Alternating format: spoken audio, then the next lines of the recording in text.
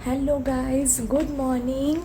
आणि आता सकाळचे वाजले 5 आणि तुम्ही म्हणाल की एवढी नटून तू कुठे चाललीस, तर आज आम्ही चाललो आहे अक्कलकोटच्या दर्शनाला. आणि आम्ही हे सगळं आमचं अनप्लॅन्ड आहे, त्याच्यामुळे आम्हाला रेल्वेची तिकीट्स मिळाली नाही आहेत. त्यामुळे आम्ही आता लालपरीच्या प्रवासाने अक्कलकोटला जाणार आहोत. आणि गाईज, तुम्ही म्हणाल माझा चेहरा बघून, तर हो गाईज, मी रात्री नाईट शिफ्ट करून फक्त अर्धा तास झोपले आहे. त्याच्यामुळे पण बघू, स्वामींच्या दर्शनाला जाते त्यामुळे काही वाटत नाही आहे. खूप असं उत्साही आणि प्रसन्न वाटतं आहे.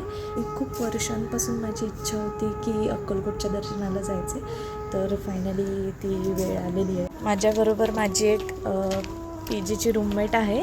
ती खूपच स्वामी भक्त आहे. सो तिला पण खूप दिवसांपासून जाण्याची इच्छा होती, तर फायनली आज तिच्यामुळे माझी आणि माझ्यामुळे तिची अशी इच्छा कंप्लीट होणार आहे. कॅबवाला दादा आमची वाट बघतो आहे.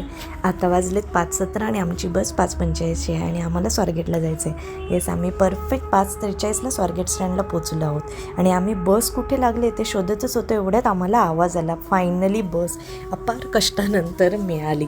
आता मी मस्त झोपून घेणार आहे.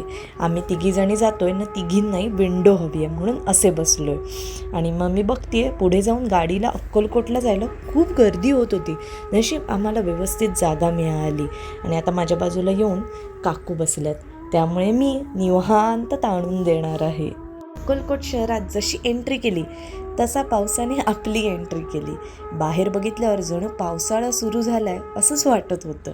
एकदम मस्त फ्रेश वाटत होतं ना. आम्ही तसेच पावसातून भिजत उतरलो ना, डिरेक्ट पंपमध्ये बसलो. मी फर्स्ट टाईम अशा ऑटोत बसले. मस्त वाटत होतं. बाहेर पाऊस पडत होता आणि आम्ही मस्त आनंद घेत स्वामींच्या दाराशी पोचलो. आता तसेच भिजत आम्ही दर्शनाला चाललो होतो. भिजत होतो बट काहीच वाटत नव्हतं, कारण की आता स्वामींशी भेट होणार होती.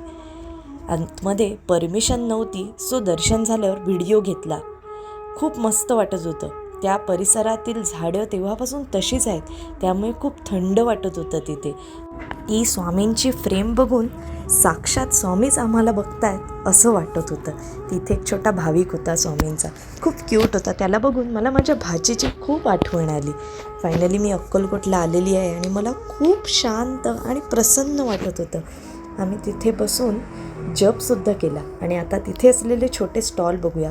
जपमाळ हातात बांधण्यासाठी दोरे, चंदन, अगरबत्ती असे खूप काही होते. खूप मस्त तांब्यांचे सिल्वर कडे होते.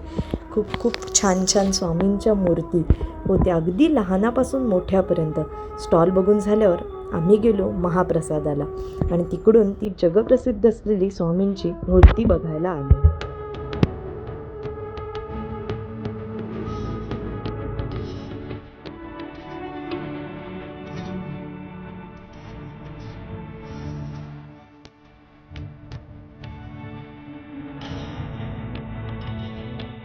फोटोशूट झाल्यावर बघितलं तर बाहेर पाऊस पडत होता.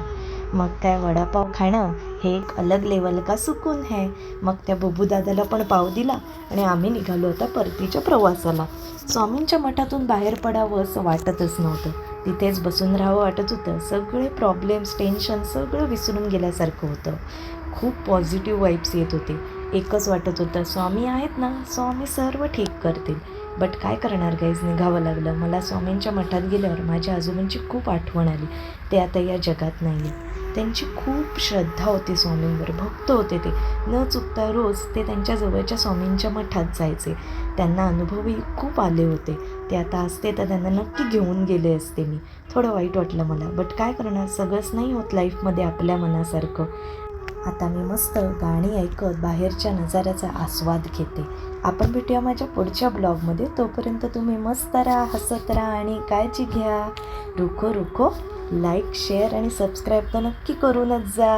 आणि मलाही सांगा, तुम्ही अक्कलकोटला जाऊन आलायत की नाही, आणि नसेल गेला तर जरूर जा आणि बोला श्री स्वामी समर्थ महाराज की जय.